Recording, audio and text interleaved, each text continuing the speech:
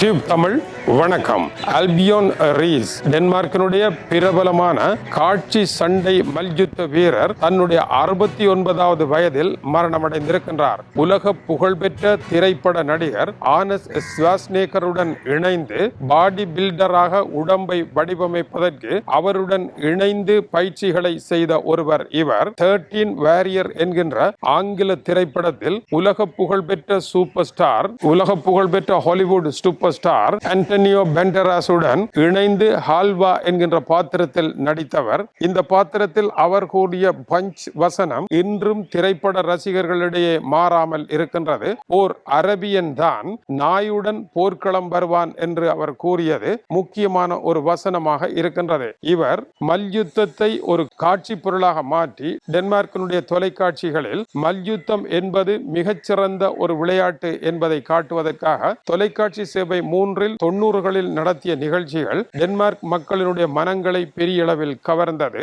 மல்யுத்தம் என்பதை காட்சி போட்டியாக வடிவமைத்து அதில் ஒரு வில்லனாகவும் ஓர் இரக்கம் இல்லாத ஒருவர் போலவும் தன்னை வடிவமைத்துக் கொண்டு இவர் காட்டிய மல்யுத்தங்கள் ஆனவை டென்மார்க்கில் மல்யுத்தத்தை ஒரு பெரிய விளையாட்டாக கொண்டு வருவதில் தாக்கத்தை ஏற்படுத்தாவிட்டாலும் கூட இவருடைய வசனங்கள் இன்றும் பேசப்பட்டு வருகின்றது. இவர் கூறிய 3 வசனங்கள் மிக முக்கியமானவை. முதலில், நீங்கள் உங்களுடைய உடலை ஆரோக்கியமாக வைத்திருங்கள். இரண்டாவது, உணவில் கவனமாக இருங்கள். உணவை உண்ணுகின்ற பொழுது சமாதானம் கண்டு ஆரோக்கியமற்ற உணவை உண்டு விடாதீர்கள். உணவு ஆரோக்கியம் மிகவும் முக்கியமானது. மூன்றாவது முக்கியமான விடயம், உங்கள் மீதான தன்னம்பிக்கையை ஒரு காலமும் குறைத்து விடாதீர்கள். மற்றவர்களை தலைவர்களாகவும் மற்றவர்களை பெரியவர்களாகவும் நினைத்து அவர்களுக்காக நீங்கள் எதையும் செய்ய வேண்டாம். நீங்களே உங்களை பெரியவராக நினைத்து உங்களுடைய பணிகளை ஆற்றுங்கள். நான்காவதாக ஒரு முக்கியமான விடயத்தை சொன்னார்.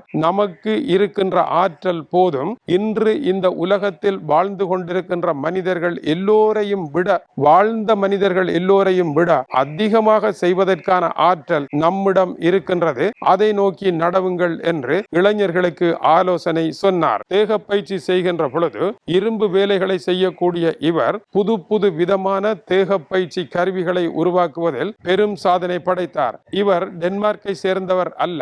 மேர்ஸ் என்கின்ற தீவில் பிறந்து டென்மார்க் வந்தவர். இவர் டென்மார்க்கில் தன்னுடைய மல்யுத்த கலையை எடுத்து விளக்கினார். அதேவேளை காட்சி மல்யுத்தங்கள் மட்டும் அல்லாமல் உடல் ஆரோக்கியமாகவும் இருப்பதற்கான வழிகளை கூறிய இவர் தன்னுடைய 69வது வயதில் புற்றுநோய் காரணமாக மரணமடைந்திருக்கின்றார். தன்னை போல திடகாத்திரமான ஒருவருக்கு புற்றுநோய் வந்தது எப்படி என்பது தொடர்பாக அவர் வழங்கிய பேட்டி புற்றுநோய் உலகில் இன்றும் அதிர்ச்சிகரமான ஒரு பேட்டியாகவே காணப்படுகின்றது. இவருடைய மல்யுத்த விளையாட்டுகள் முன்னர் இந்தியாவில் இருந்து தாரா சிங், கிங் காங் ஆகிய 2 பேரும் காட்சி மல்யுத்தங்களை நடத்தி எப்படி உலக ரசிகர்களை கவர்ந்தார்களோ, அவர்களில் கிங் காங் எப்படியாக இரக்கமற்ற ஒருவராக இருப்பது போல வடிவமைத்து தாரா சிங் அவரை வெல்லுகின்ற ஒரு நன்மையின் பக்கம் இருப்பவராக வடிவமைத்து இருவருக்கும் இடையே ஆன மோதலை ஏற்படுத்தி ரசிகர்களை இரண்டாக பிரித்து நுழைவுச் சீட்டுகளை அற்புதமாக விற்பனை செய்து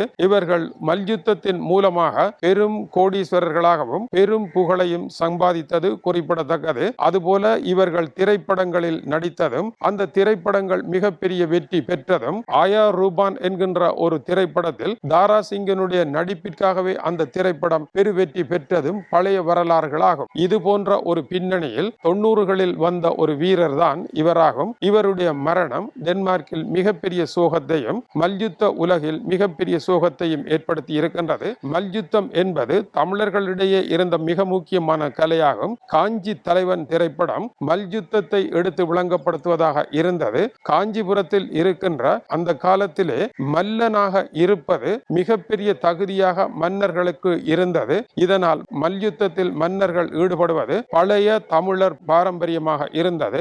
அதை தழுவி இலங்கையிலும் மன்னர்கள் மல்யுத்த வீரர்களாக இருக்க வேண்டும் என்பதற்காக இலங்கை மன்னன் நிசங்க மல்லன் கூட ஒரு மல்லனாக இருந்தான் என்பது மகாவம்சம் தரும் வரலாறாகும். இத்தகைய தென்னாசியாவில் இருந்த கலைகளானது ஐரோப்பாவிற்குள் நுழைந்து ஐரோப்பா போன்ற நாடுகளில் சாம்சன் டி லைலா போன்ற திரைப்படங்களில் வளர்ச்சி அடைந்து இவருடைய காலம் வரை வெற்றி பெற்று ஆனஸ் ஸ்வாஸ்நேகருடைய காலத்தில் எழுச்சி பெற்று இன்றும் மக்களினால் போற்றப்படும் ஒன்றாக இருக்கின்றது. இவர் குறிப்பிட்ட விடயம் மிக மிக முக்கியமானது. அமெரிக்கா பெரிதா, ரஷ்யா பெரிதா, சீனா பெரிதா என்று பெரியவர்களை நினைத்து அவர்களுக்கு முன் நாங்கள் ஒன்றும் இல்லை என்றும், சமீபத்தில் தமிழகத்தில் வந்த ஒரு காட்சியிலே இளைஞர் ஒருவர் பெட்ரோலை தன்னுடைய தலையில் ஊற்ற போலீசார் பிடித்துக் கொண்டு சென்ற சம்பவமானது யாரோ ஓர் அரசியல் தலைவருக்காக இவர் தன்னுடைய உயிரை மாய்க்க போயிருக்கின்றார் என்கின்ற மிக மடைத்தனமான கொள்கைகளை கொண்ட வள்ளுவர் பிறந்து அறிவை தந்து மல்யுத்த வீரர்கள் பிறந்து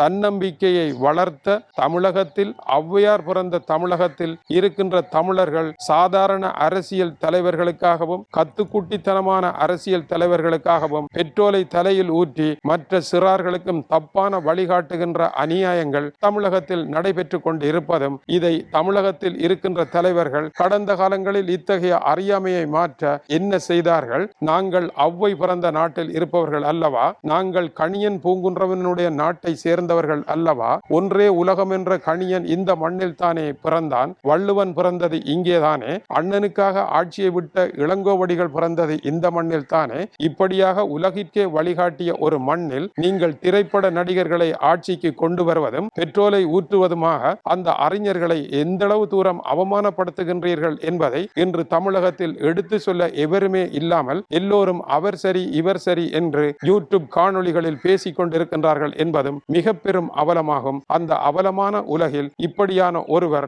உங்களை விட பெரியவர் இந்த உலகில் எவரும் இல்லை என்று கூறினார். அதனால் அவர் அதை சந்தித்து நிரூபித்து ஆனஸ்வாஸ்நேக்கருடன் பயிற்சி எடுப்பேன் என்று அதையும் பயிற்சி எடுத்து காட்டி உலக மக்களினுடைய எண்ணங்களை கவர்ந்தார். இப்படியான ஒருவருடைய கருத்து உங்களை விட உயர்ந்தவர் எவரும் இல்லை என்று தமிழகத்தில் இருக்கின்ற ஒவ்வொரு இளைஞரும் நினைக்க வேண்டும். இதுபோல பெட்ரோல் கேன்களை எடுத்து அற்ப புகழை சம்பாதித்து வீணாக கெத்து காட்டுகின்ற ஜென்சி தலைமுறையினருடைய தவறான பாதையை மாற்றியமைக்க முயற்சி எடுக்க வேண்டும் தமிழக அரசு என்பதும் இப்பொழுது நடைபெற்றுக் கொண்டிருக்கின்ற சம்பவங்களின் அடிப்படையாக அமைந்திருக்கின்றது. முதலில் தமிழகம் சிந்திக்க வேண்டியது, வள்ளுவன் பிறந்த தேசத்தை நீங்கள் இப்படி செய்யக்கூடாது என்பதை உங்களில் இதுவரை யார் பேசினீர்கள் என்று ஒருவரை உங்களால் காட்ட முடியுமா என்ற கேள்வியை இந்த சம்பவத்துடன் இணைத்து பார்க்க முடிகின்றது. இப்பொழுது நாங்கள் புங்குடுதீவில் அமைந்திருக்கின்ற ஸ்ரீ சுப்பிரமணிய மகளிர் வித்தியாலயத்தினுடைய 100ஆண்டு விழாவில் நின்று உரையாற்றி கொண்டிருக்கின்றோம்.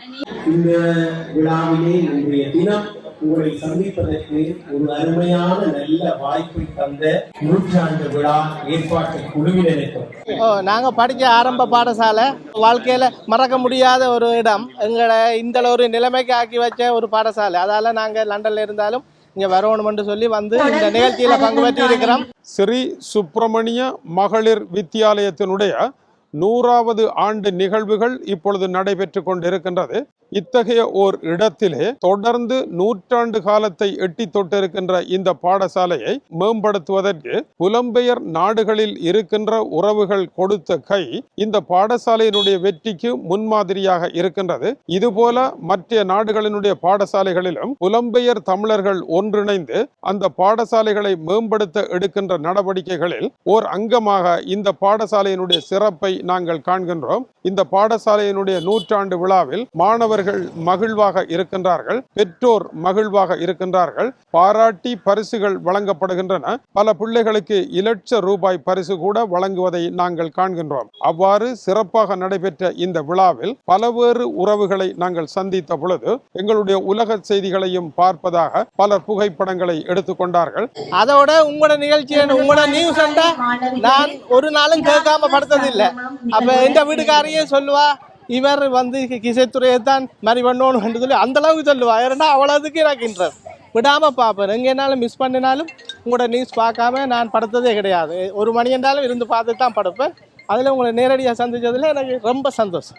இந்த நிகழ்ச்சி இன்றைய நாளில் யாழ் குடாநாட்டிற்கு பெருமை தரும் ஒரு நிகழ்ச்சியாக அமைந்திருக்கின்றது என்றால் அது மிகை கூற்று அல்ல. இது டியூப் தமிழனுடைய உலக செய்திகளுக்காக இலங்கை வடபுலம் யாழ்ப்பாணத்திலிருந்து கீசே துறை. வணக்கம் உறவுகளே.